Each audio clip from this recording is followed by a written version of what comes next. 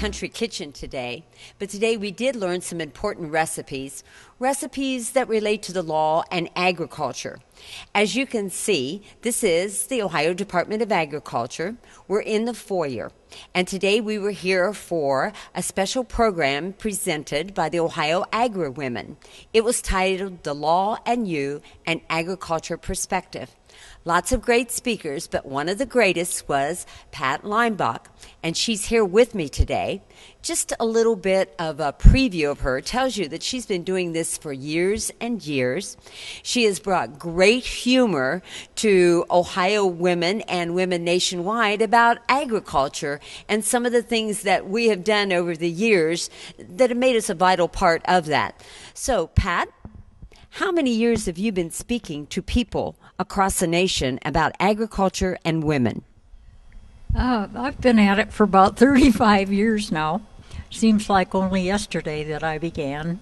And I didn't start this as a young woman, obviously. I started writing about my life on the farm back when I was 38. And I stuck at it until I was twice that. I plodded along for 38 years as a writer, and in the meantime, somebody called and asked if I could come out and entertain their group, and so I picked out the humorous things that happened to us on the farm, and it didn't take me long to find out that I wasn't alone in my observations on the farm.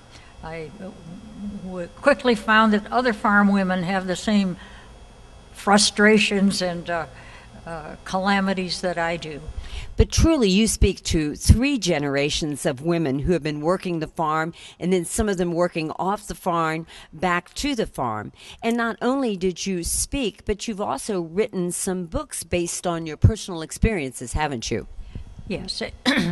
My objective when I first took a newspaper column into the local paper was to share a farm woman's life and perspective on it with the people at large. And there's a great hunger among people who have moved away from the farm to know what life is there today. And that's what I have tried to develop in my column, and then consequently in the books that I was fortunate enough to publish. Well, and we know humor is an important way to resolve some of those issues. And if you weren't here today, you had everybody laughing in the room with your antics with the red stocking cap and then the towing at the farm and how farm men can act a little bit different on occasion. But how many years did you write the article for a newspaper? 38 years of experience is a lot. But now there were some other situations in your life that maybe you found a way with to deal in humor too. Could you talk just a little bit about those, please? Well, I had a son who had epilepsy, and that was something new to deal with. It was something that came on him when he was a teenager. And I quickly learned that you had to carry on life and pretend that they were as normal as could be, and in order to give them the freedom to grow up like a normal child. And he had surgery to replace that, and I wrote about that.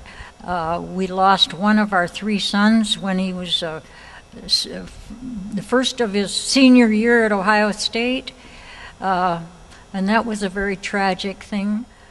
If you fill your life with enough adventures and enough people, enough good work, you get through those things. And everything that happened to me, I shared in the column as best I could without being ooly-drooly about it or exceedingly sad, trying to pick up the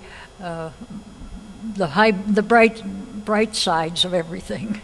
And find humor. And even today, when you gave your speech, you mentioned the humor and the affection that you had for your husband in some of these situations where some folks could have been driven apart, but it only made you closer, correct?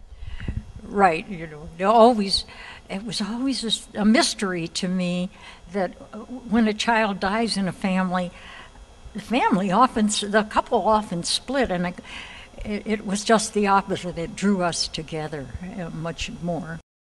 Well, we'd like to thank Pat Leimbach for being one of our honored guests today. Truly, she is a voice for Ohio agriculture and women everywhere when it comes to the humorous side that some of we farm wives are used to dealing with. Now, as Pat mentioned, she's written several books. They're here. And it's A Harvest of Bittersweet, A Thread of Blue Denim that came right out of my home, and All My Meadows. If you haven't read these books, they have great content.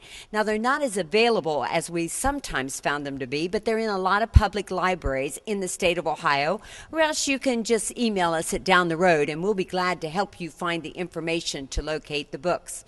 So for one more edition of Down the Road, Bonnie Ayers is not in her kitchen this time, but the same words of wisdom still apply. The greatest ingredients in any recipe, and the recipe for humor, are caring and sharing. Thanks.